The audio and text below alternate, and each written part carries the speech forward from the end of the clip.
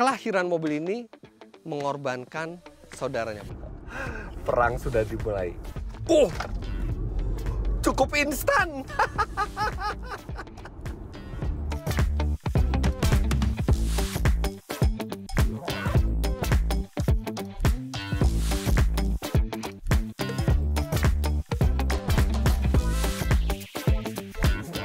Gara-gara mobil ini, pasaran mobil bekas elektrik jadi jatuh, bahkan termasuk saudaranya sendiri BYD Seal jatuh juga harganya gara-gara mobil ini keluar.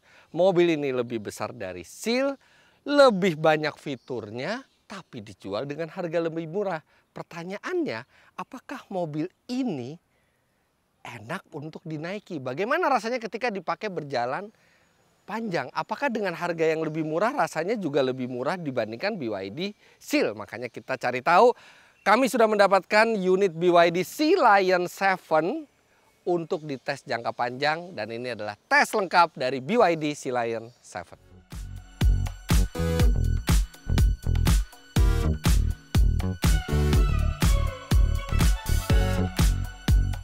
Saat mobil ini pertama kali diluncurkan di IMS 2025, semuanya kaget karena menyangka mobil ini akan berharga di atas BYD Seal.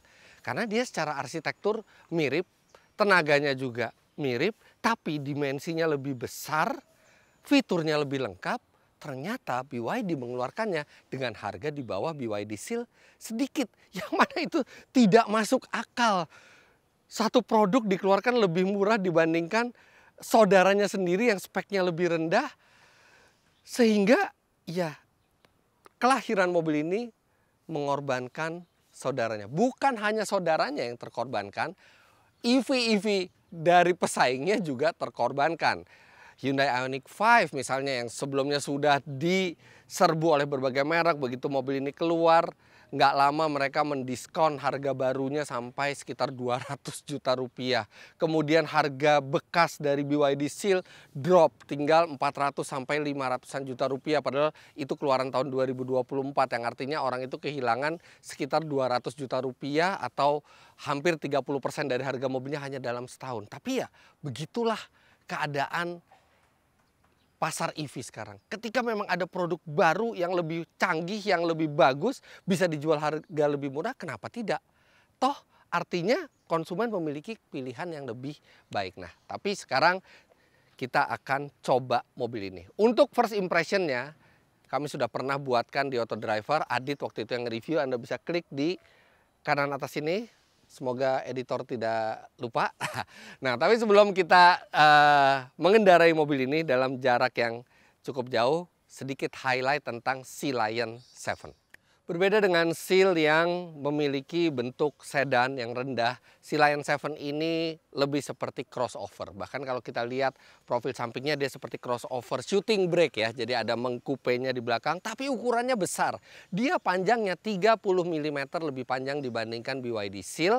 Kemudian dia lebih lebar 50 mm dibandingkan BYD Seal. Dan dia juga lebih tinggi 160 mm.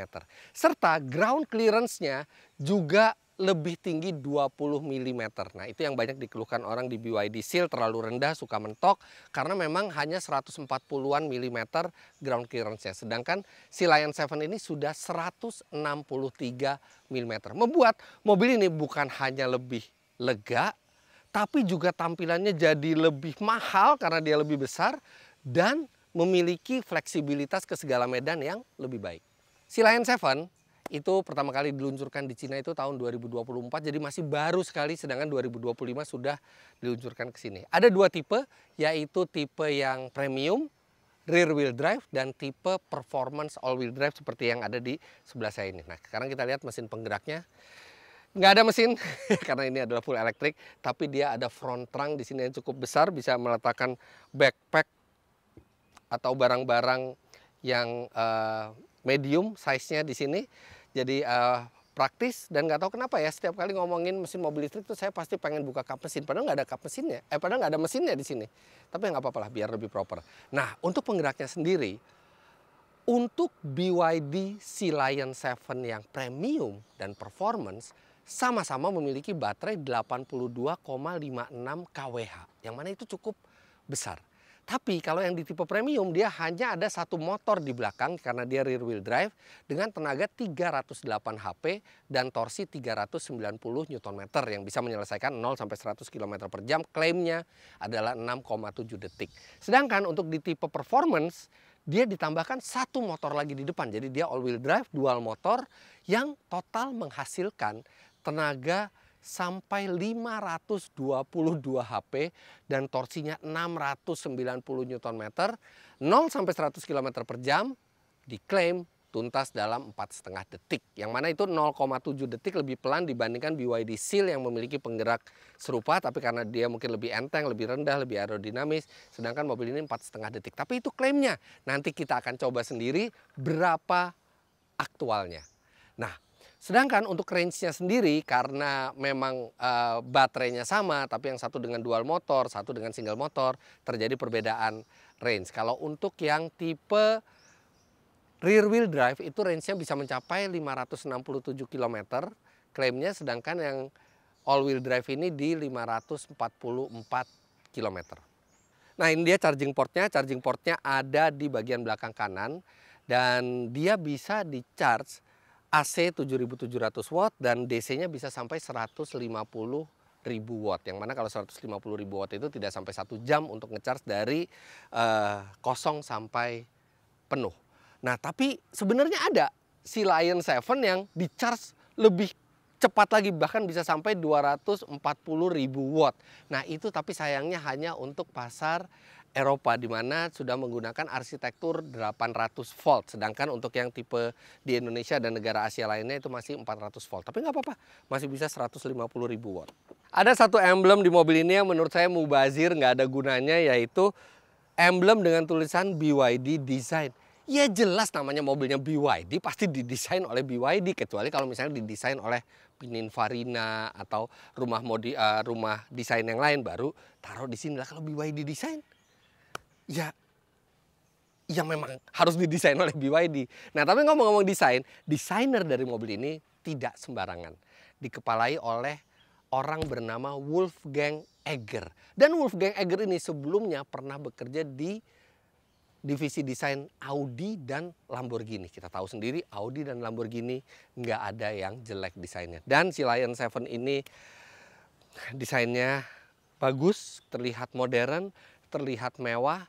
Ada nuansa sisik di sini ya, karena memang BYD menamai mobil mereka dengan makhluk dari laut, jadi seperti sisik-sisik makhluk laut di sini. Tapi secara keseluruhan desainnya rapi, menarik dengan signature BYD, yaitu lampu belakang yang pipih, mengkurva dan memanjang dari kiri sampai ke kanan. Ini adalah bentuk yang bisa dengan mudah diterima dan terlihat elegan, sekaligus terlihat gagah dan sporty karena over fender hitam ini, dan dilengkapi juga dengan ban serta velg 20 inci. Kalau boleh jujur, desain velgnya biasa saja, two-tone gini biasa, tidak terlalu agresif dan lebih ke sisi aman desain dari velg mobil ini. Tapi yang saya suka, kaliper remnya merah, mencerminkan nilai sporty. Dan kemudian di belakang ini ada petunjuk mobil ini berakselerasi berapa detik. Kayak juga nggak ngerti. Ini mungkin satu-satunya mobil di dunia yang meletakkan angka akselerasinya di emblem. Dan ini belum tentu benar, ini baru klaim. Nanti kita cek apakah BYD perlu mengganti emblemnya ini. Nanti kita cek sendiri. Bagasinya besar sekali. Kalau di BYD Seal itu hanya 400 liter, ini hampir 500 liter. Dan Anda masih bisa menambah dengan melipat bangku belakang ini dan dia akan rata. Kalau Anda butuh yang lebih besar lagi, Anda bisa menambah sedikit volume dengan merendahkan lantai bagasi belakang ini, sehingga total kapasitasnya menjadi 520 liter dengan bangku tegak. Ini duduk belakangnya sempurna. Posisi nyetir saya tingginya 177 cm, legroom lega, headroom masih memadai, dan ini kursinya empuk, paha tersangga dengan baik, dan Anda masih bisa menjulurkan kaki ke bawah kursi depan, dan ini sangat rileks. Ini cocok sekali kalaupun Anda membawa driver untuk membawa mobil dan Anda duduk di belakang. Ini sangat-sangat nyaman, apalagi Armrestnya juga tingginya proper. Dan dia juga ada ventilasi AC belakang serta 2 buah USB slot di belakang. Kokpitnya wow, keren, canggih, dan fungsional. Saya jelaskan satu-satu. Kita mulai dari kerennya dulu. Ini desainnya sangat mengikuti perkembangan zaman. Ada layar infotainment yang besar dan karena ini BYD dia bisa diputar. Walaupun saya juga nggak ngerti apa gunanya, tapi minimal kita bisa antara portrait atau landscape. Kemudian instrumennya ini digital dan batas antara instrumen dan panel piano blacknya itu tidak terlihat. Jadi seakan-akan langsung muncul di panel saja. Menimbulkan kesan seperti mobil konsep yang futuristis dan mewah. Ditambah lagi di sini, ini bukan layar kosong. Di sini ada permainan lampu yang dia bisa berpendar, menyala, berpendar, mati lagi. Menimbulkan kesan, ada kesan mistisnya, futuristisnya. Jadi keren sekali, belum lagi lekukan-lekukan di dalam kabinnya ini sangat artistik dibuatnya. Dan dipadu dengan material empuk di mana-mana, bahkan sampai lacinya pun material yang empuk. Tidak ada material yang terlihat murah dan semuanya juga kokoh, solidly built. Kemudian canggih. Ini infotainmentnya bisa mengatur hampir semuanya dari layar sini. Semua fitur mobil itu bisa diatur dari layar sini dan banyak sekali ADAS-nya bisa diutak-atik secara individual. Kemudian semua mode itu bisa Anda aktifasi dari sini.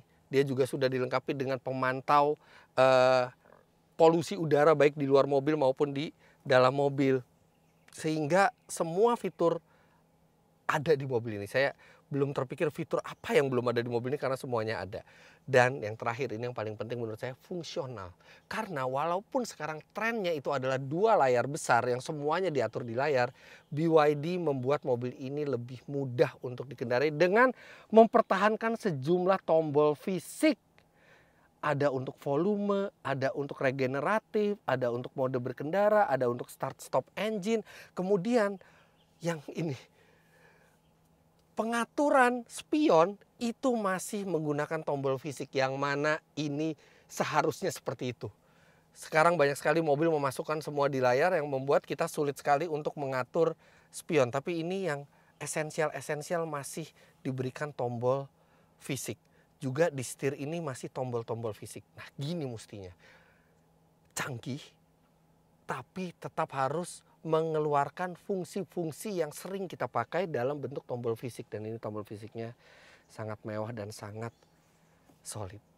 Dalam hal kepraktisan, si Lion 7 ini juga sangat baik. Di samping pintu, di trim pintu ini ada tempat penyimpanan dan ada juga cup holder di situ.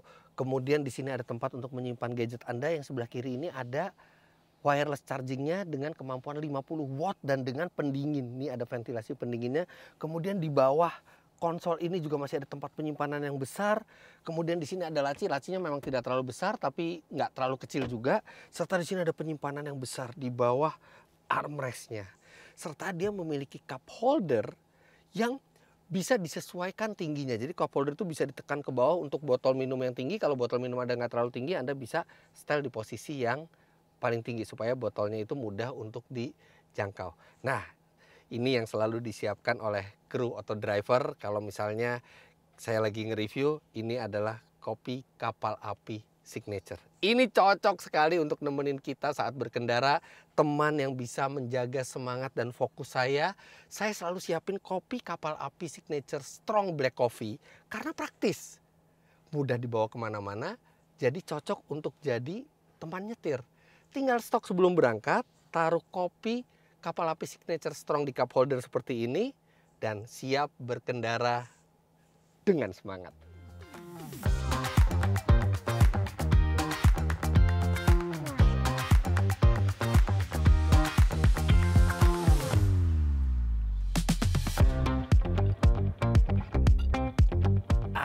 Ini rasa kopinya strong, bikin semangat jadi on.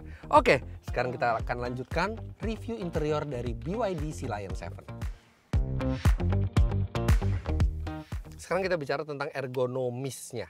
Ini setirnya bisa diatur tilt dan teleskopik sehingga posisi duduknya cukup ergonomis. Bangku juga bisa di setel secara elektrik termasuk tinggi rendahnya, serta bangku ini bisa dipanjangkan dan dipendekkan. Jadi tergantung ukuran paha Anda berapa, Anda bisa menyesuaikan. Jadi kursinya ergonomis sekali. Tapi memang posisi duduknya dia lebih tinggi dibandingkan BYD Seal. Buat saya ini dashboardnya rendah ya. Buat saya sebenarnya saya pengen bisa lebih rendah lagi, tapi nggak bisa. Ini udah posisi paling rendah, jadi agak sedikit terlalu tinggi buat saya. Tapi masalah ergonomis duduknya ini sangat-sangat baik. Yang kurang ergonomis adalah bukaan pintunya. Walaupun keren di sini, tapi bukaan pintunya itu tidak natural gitu ya. Natural kita di sini, tapi ini kita harus ke atas dulu dan mengangkat seperti ini. Tidak begitu ergonomis, tapi bikin desain jadi keren. Nah, tapi sekarang inti dari video ini adalah bagaimana rasanya. Apakah dengan dimensi yang lebih besar, lebih banyak fiturnya, terlihat lebih mewah, lebih canggih, tapi harganya lebih murah, mengorbankan rasa berkendaranya? Kita coba. Tipe yang kami coba ini adalah versi terkencang dari Sea Lion 7. Tapi sekarang kita langsung coba saja untuk melihat seberapa kencang. Langsung kita coba saja.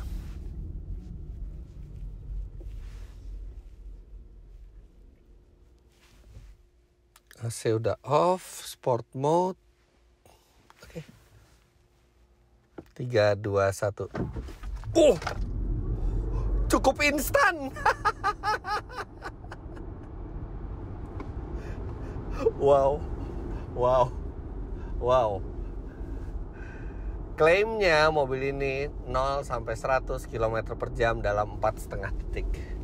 Tapi yang kami dapatkan, kelihatan kan? 4,2 detik. Jadi mestinya tuh emblem yang di belakang diganti tuh. Jangan 4,5 tapi 4,2. Ini udah saya tes sendiri di sini. Jadi dia tarikannya itu sebenarnya penyaluran tenaganya itu halus ya. Kalau kita lagi berjalan seperti ini di sport mode gitu ya, kita gas, itu nggak langsung yang instan. Jadi ada gradualnya, jadi nyaman gitu. Tapi begitu dia dari posisi berhenti, rem ditekan, pedal gas ditekan penuh, dia seakan-akan tahu bahwa kita mau tes akselerasi dan dia langsung keluarkan tenaga instannya. Tapi memang walaupun ini terasa kuat sekali, 0-100 4,2 itu kencang sekali, tapi tetap tidak sekencang Seal yang performance, di mana mobil itu bisa di bawah 4 detik. Lantas ada bantingan suspensinya yang lagi-lagi tidak senyaman Seal. Dari 200 meter saja pada saat saya pertama kali nyetir mobil ini, saya langsung tahu bahwa ya, mobil ini secara signifikan lebih keras dibandingkan saudaranya, yaitu Seal. Bukannya tidak nyaman ya, tapi bantingannya itu masih dewasa. Peredamannya juga natural. Jadi nggak sampai bikin kita itu tidak nyaman. Tapi memang karakter bantingan suspensinya itu lebih ke arah keras ketimbang membuai seperti Seal. Apalagi kalau lagi kita kendarai sendiri lewat jalan bergelombang, itu akan terasa, oh ya, ini bantingannya lebih ke arah sporty. Ya, mobil ini tidak sekencang dan senyaman Seal. Tapi jujur, hanya 2 hal itu saja yang kami rasa tidak seunggul Seal. Di sektor lainnya, Sea Lion 7 ini menyikat habis Seal. Oh ya, ini adalah mobil yang jauh lebih proper. Visibilitasnya lebih lega. Kemudian dia juga memiliki ground clearance yang lebih tinggi. Jadi dia fleksibel ke segala medan. Lebih lega, belakangnya juga lebih nyaman, lebih luas. Fiturnya lebih banyak. Pengoperasiannya juga lebih mudah karena fiturnya lebih lengkap. Dan ini, atap panoramiknya nggak pakai puzzle lagi seperti di Seal. Sekarang tinggal pakai sentuhan, bahkan kita tidak perlu menekan tombol, hanya menyentuh saja dia tirai bisa membuka secara proper. Nah, maksudnya seperti ini. Sedangkan di Seal itu kita mesti bawa puzzle, ada 2 puzzle, depan sama belakang. Bahkan suspensi yang lebih keras juga memberikan keuntungan tersendiri. Ya, pengendaliannya lebih stabil, lebih mantap di jalan. Bahkan di kecepatan tinggi sekalipun. Kalau di Seal ya, jujur aja pada saat saya coba itu kenceng itu mobil. Tapi settingan suspensinya itu untuk mobil nyaman. Jadi kadang-kadang agak mengerikan sedikit gitu ya, menguras habis performance dari Seal dengan karakter suspensi yang mungkin terlalu lembut untuk tenaganya yang lebih dari 500 HP. Tapi kalau di mobil ini ya jadi cocok suspensi, lihat ini. Pengendaliannya itu stabil sekali, grip bannya juga bagus. Kemudian pada saat kita bermanuver cukup ekstrim ya, misalnya tiba-tiba harus pindah jalur gitu, body rollnya tuh sedikit sekali body rollnya.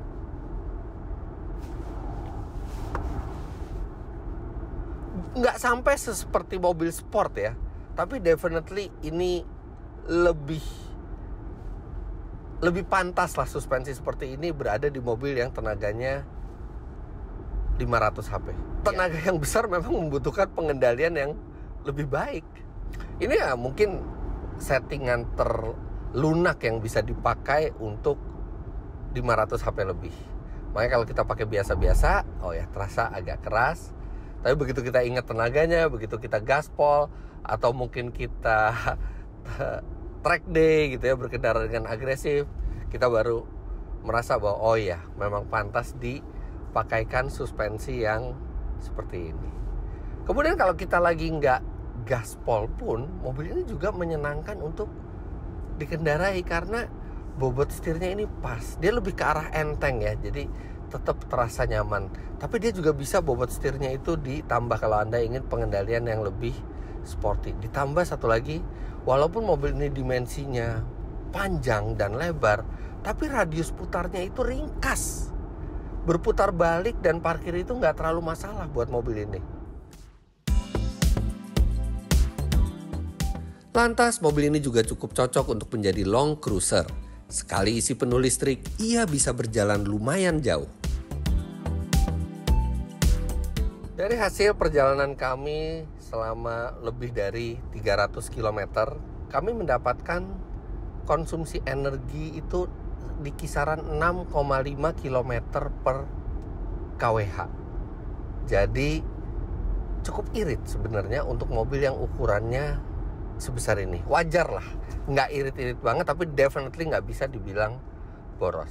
Nah, dengan kapasitas baterainya yang di atas 80 kWh, secara teoritis mobil ini bisa melaju di kisaran 500 km-an. Dan ternyata ya benar, begitu kami tes, ketika baterai itu 50%, mobil ini di kisaran 240 sampai 250 km. Itu juga dengan kondisi sudah tes akselerasi, melewati kemacetan, berbagai kondisi jalan gitu. Jadi realistis kalau mobil ini bisa mencapai kisaran antara 480 sampai 530 km di kondisi aktualnya. Yang mana itu lebih dari cukup dan sudah proper untuk dibawa ke luar kota. Dari berbagai sisi, mobil ini lebih baik dan proper dibandingkan saudaranya yang memiliki price list lebih mahal. Tapi memang, ia juga memiliki sejumlah hal yang agak mengganggu. Yang pertama adalah sebenarnya kami berharap itu ada mode one pedal ya. Jadi yang kita bisa regenerative braking sampai mobil itu berhenti. Ya, tapi saya nggak menemukan menunya sama sekali. Kita hanya bisa mengubah antara 2 mode regeneratif, standar dan high. Tapi even yang high pun, kalau misalnya kita coba,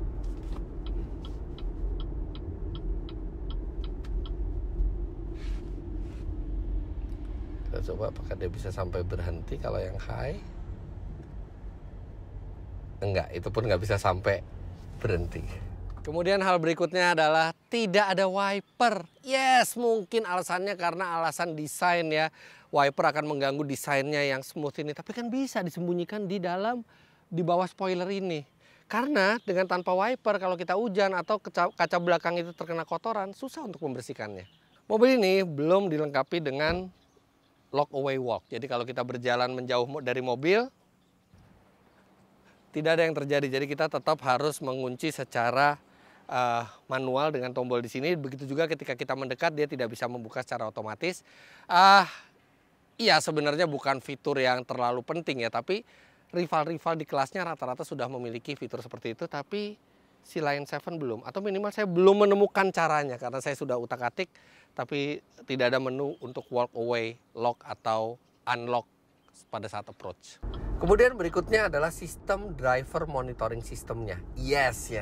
Memang driver monitoring system itu dibuat untuk mengingatkan kita ketika kita terdistraksi, pandangan teralihkan ke tempat lain, atau kita mengantuk, atau kita megang gadget, melakukan sesuatu yang tidak proper lah. Yes, nggak apa-apa, memang driver monitoring system hadir untuk itu. Tapi yang di si Lion ini menurut saya terlalu sensitif. Kita kan kalau nyetir nggak 100% lihat depan, kadang kita juga mau mengatur sesuatu atau mau melihat ke spion, ke kiri dan ke kanan gitu. Itu pun dia bisa peringatkan bahwa kita harus fokus lagi ke depan. Sampai akhirnya pilihan yang lebih baik adalah untuk mematikan. Kalau nggak kita terganggu terus, malah kita terganggu oleh driver monitoring sistemnya. Dan tidak ada cara untuk menyetel driver monitoring sistem tersebut, sensitivitasnya. Jadi apalagi pada malam hari, dia tuh ada di kanan dan ada 2 buah infrared ya. Ada kotak kecil di sebelah kanan dan ada 2 buah infrared yang itu kalau malam hari itu seperti ada 2 mata merah memandang ke kita dan siap memarahi kita gitu kalau kita nengok sedikit aja gitu. Ya mungkin itu preferensi pribadi ya, tapi saya sendiri merasa bahwa ini agak terlalu sensitif nih driver monitoring sistemnya. Kemudian satu lagi adalah visibilitas belakangnya. Karena memang mobil ini bentuknya seperti shooting brake gitu ya. Untuk kepentingan desain, satu yang dikorbankan tuh adalah visibilitas dari spion ke kaca belakangnya. Kecil sekali. Bahkan mobil sport atau supercar aja banyak yang lebih besar dari ini. Meski begitu, ia juga memiliki sejumlah hal yang menyenangkan. Yang pertama, ini nih yang unik. Mobil ini dilengkapi dengan tombol start stop untuk menyalakan dan mematikan mesin. Tapi kalau mobil-mobil sekarang kan ada yang lebih praktis lagi tuh, yang asal kita kantongin kunci, kita tinggal masuk ke dalam, kita injek rem, dia langsung bisa jalan. Ketika kita mau berhenti, kita mau matiin mesin, kita nggak perlu pencet tombol, kita tinggal keluar mobil, kunci, dia mati sendiri. Praktis. Tapi kan juga masih ada pemikiran yang aduh bahaya dong nanti kalau misalnya anak kecil masuk, kemudian dia bawa kunci, nginjek rem, mobilnya aktif gitu ya. Walaupun sebenarnya tidak semudah itu. Atau juga ada yang lebih suka konvensional, yang kalau naik mobil harus di starter gitu. Jadi kayak ada ritualnya yang menghubungkan antara kita dan mobil sebelum berjalan tuh memencet tombol start stop. Nah, di mobil ini bisa dilakukan dua-duanya. Jadi kita punya pilihan untuk pakai tombol start stop atau pakai mode yang tidak perlu pakai tombol start stop. Iya ya, kenapa nggak semua mobil kayak gitu ya? Jadi kita punya option. Kemudian Anda akan kagum dengan apa yang bisa diatur oleh infotainmentnya. Sistem ADAS-nya yang saya suka, ini bisa diatur individual untuk mati atau nyala. Warningnya bisa dimatiin, atau misalnya seperti yang mengurangi resiko tabrakan depan ya, dimana dia bisa memberikan peringatan dan kemudian dia mengerem otomatis. Kan kadang-kadang itu bisa suka berbahaya ya kalau di Indonesia, dan itu kita punya pilihan untuk matiin warningnya aja atau matiin brakingnya aja, atau dua-duanya dimatiin dan dia tidak otomatis nyala sendiri. Jadi dia selalu mengikuti settingan terakhir kita. Nah, itu jadi bisa secara individual itu benar-benar diatur di sini. Dan ini banyak sekali yang Anda bisa atur dari layar ini. Steering berat ringannya Anda bisa atur. Kemudian pengaturan spion, dia mau turun atau tidak pada saat kita mundur, itu juga bisa diatur di sini. Kemudian kita juga bisa mengatur tinggi rendahnya lampu di sini, tinggi rendahnya bukaan bagasi. Kita juga bisa pakai mode ketika kita pencet unlock di remote, dia ngebuka secara otomatis jendelanya atau tidak, atau pada saat kita mengunci dia menutup otomatis atau tidak. Kemudian ini kita bisa mengatur juga di sini untuk jendela menutup kalau misalnya terjadi hujan. Jadi begitu mendeteksi ada hujan, jendela nutup sendiri. Atau ketika kita lagi berjalan di atas 80 km per jam, jendela kita kebuka, kita akselerasi, kita makin kencang, dia nutup sendiri. Hampir setiap aspek dari mobil ini bisa diatur dari layarnya.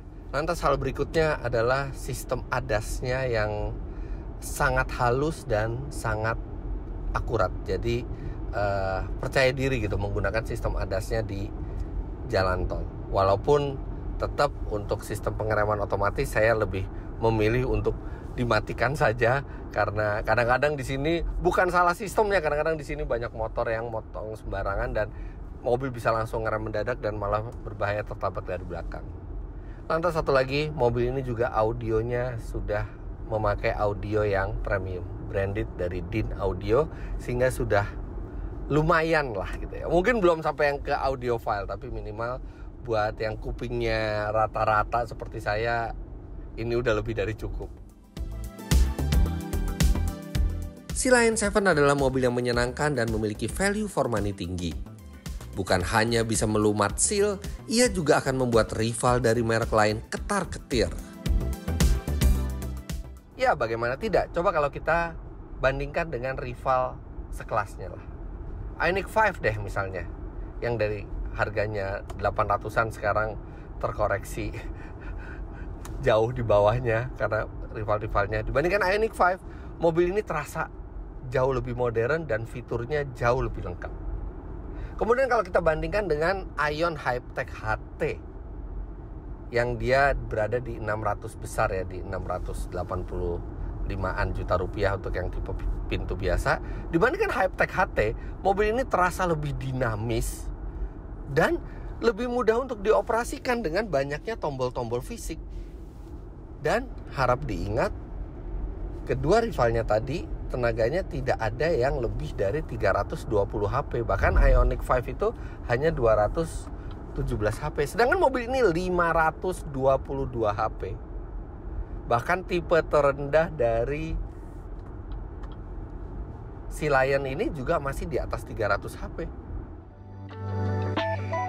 Memang, sekali lagi, dari segi bantingan suspensi ia tidak senyaman Ioniq 5 dan Hypertech HT.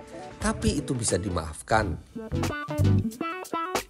Apa iya Anda mau memakai mobil yang bertenaga di atas 500 HP tapi dengan bantingan suspensi yang membuai, yang tidak mendukung pengendalian memadai untuk tenaga tersebut? Saya rasa enggak. Oke, saya belum coba yang tipe premium yang di 308 HP ya tenaganya. Mestinya sih bantingan suspensinya bisa dilunakkan selevel dengan para rivalnya tadi, kalau misalnya tenaganya kecil ya. Tapi saya belum coba ya, semoga bantingannya lebih lunak. Tapi yang jelas BYD dengan Sea Lion-nya telah meningkatkan standar lagi di kelas ini. Harganya jika dibandingkan dengan apa yang didapat itu memang luar biasa. Mobil ini mungkin tidak punya varian pintu gullwing seperti di Ion Hypertech HT. Mungkin juga bentuknya tidak seretro futuristis seunik Ioniq 5. Tapi bisa dibilang Mobil ini yang terbaik di kelasnya dalam hal value for money, teknologi, kemudahan berkendara, dan performa. Salut buat BYD yang rela dan berani mengeluarkan mobil ini sekarang, menampar para rivalnya walaupun dengan pengorbanan saudara sendiri. Saudara sendirinya pun ikut tertampar, yaitu Seal. Tapi ya, good job BYD. Dan saya berharap pabrikan yang lainnya jangan mau kalah. Saya berharap honeymoonnya si Lion ini gak lama dan keluar lagi produk yang mungkin lebih menarik, lebih lengkap, lebih berperforma, lebih murah lagi. Perang sudah dimulai dan BYD terus meningkatkan suhu peperangan itu dengan meningkatkan standar di kelasnya. Saat ini BYD Sea Lion lah benchmark untuk di kelas SUV harga 600 sampai 800 juta rupiah full elektrik. Good job.